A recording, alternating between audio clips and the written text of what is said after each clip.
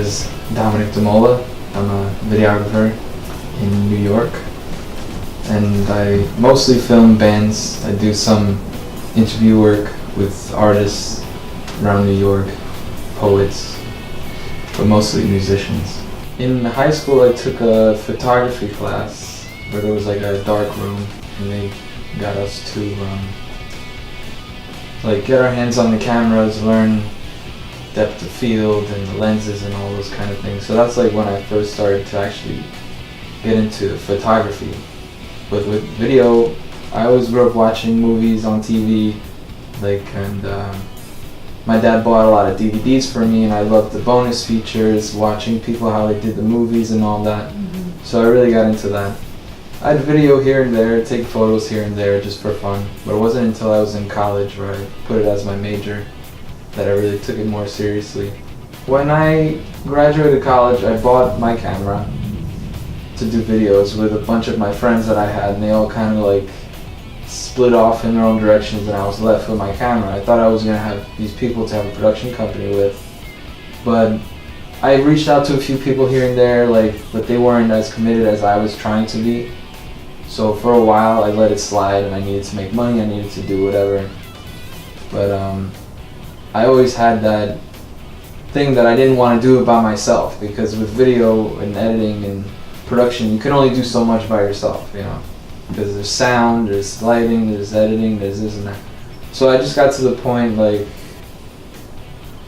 this year really where I started picking it up again, just being okay with trying to do it myself, however it is. I'm pretty much a perfectionist. I like everything perfect, and I'm kind of trying to put that to the side to just be able to let me do something, see if people want to catch on, approach me to be partners, work on other projects. Because right now I'm just open to doing whatever with cool people to see where things can lead to. Yeah, I'm doing everything by myself. I started out, I reached out to my sister Audrey to help out with what I was doing. And then I realized, I was like, oh, I'll give her her own show so she can have more passion behind it, rather than being my thing that she's helping me with. We have one video up with this poet, musician, Mark Fleury. And we have a couple more that we're going to put up. Hanging out. But it's the same sort of thing like I did before, the interview / performance / promotional videos. Anything else I would want to do, I'm up for doing anything. Recently I hooked up with one of my friends from middle school. He has a podcast. It's like a nerdy podcast. And they were wanting to do videos, so I've been doing that with them.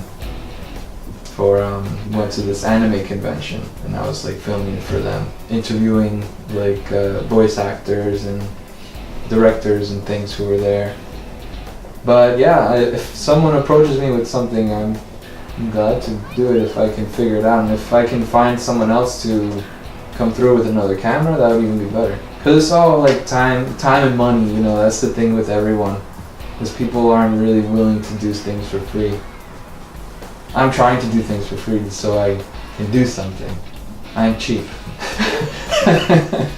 I have friends from college that are like, what are you doing? You're supposed to charge people thousands of dollars, especially you're bringing your camera, you're bringing your stuff. And I'm like, people don't have money like that. And if I want to be able to do things, especially musicians, I love filming bands and live shows, and bands don't have that kind of money, So and you get to meet the bands, you get to go to the shows, you get paid to film the show, and it's not a ridiculous amount of money, but it's still something I love doing.